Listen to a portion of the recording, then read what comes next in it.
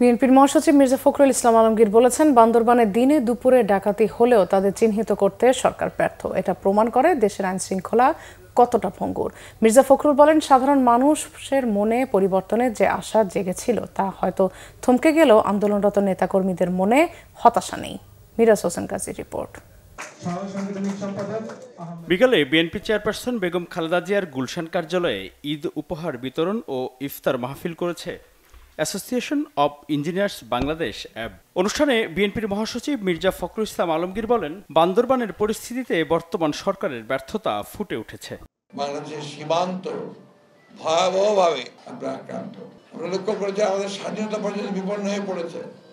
লক্ষ্য করে দেখুন, গত 2-3 দিনে পার্বত্য চট্টগ্রামে ব্যাংক লুট হয়েছে, থানা আক্রমণ হয়েছে। কিন্তু দুর্ভাগ্য আমাদের এখন পর্যন্ত আমাদের সরকার বলতে পারছেন না যে কারা এটার সঙ্গে পড়ছে। অনেকে বলছেন যে মিয়ানমারে যুদ্ধরত কোনো সংগঠন, অনেকে বলছেন আবার বিভিন্নভাবে ইঙ্গিত করে জঙ্গিরা এর সঙ্গে জড়িত।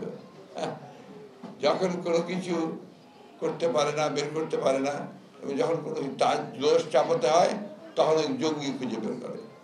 বন্ধুগণ, এই ঘটনা প্রমাণ করেছে যে বাংলাদেশের নিরাপত্তা ব্যবস্থা পথভঙ্গু। মির্জা ফখরুল হতাশা প্রকাশ করে বলেন, রাষ্ট্রীয় অন্য সব প্রতিষ্ঠানের মতো ঐতিহ্যবাহী বুয়েটকেও ধ্বংস করতে চায় সরকার। তিনি বলেন, গণতান্ত্রিক আন্দোলনে সাধারণ মানুষের সফলতা আসবেই। মানুষের এই যে আর্তনাদ, হাহাকার, চতুর্দিকে মানুষের মধ্যে একটা আশা জেগে উঠেছিল সাধারণ মানুষের মধ্যে, যে এইবার বোধহয় পরিবর্তন হবে।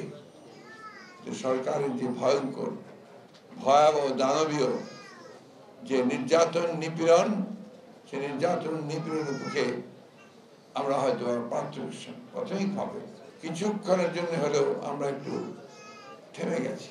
আমরা জানি আমাদের ভেতরে যে আগুন জ্বলছে, আমাদের যে প্রতিজ্ঞায় আমরা দৃপ্ত হয়েছি যে আমাদের দেশ ও মাতৃকা, দেশের মাকে আমাদের তাকে আমরা মুক্ত করব, আমাদের অধিকারগুলোকে ফিরিয়ে আনবো, আমাদের সমস্ত যে অন্যায়কে দূর করব।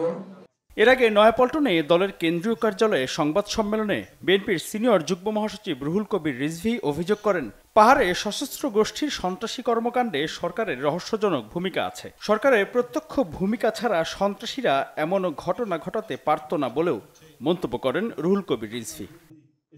মিরাজ হোসেন গাজী, বাংলা ভিশন, ঢাকা।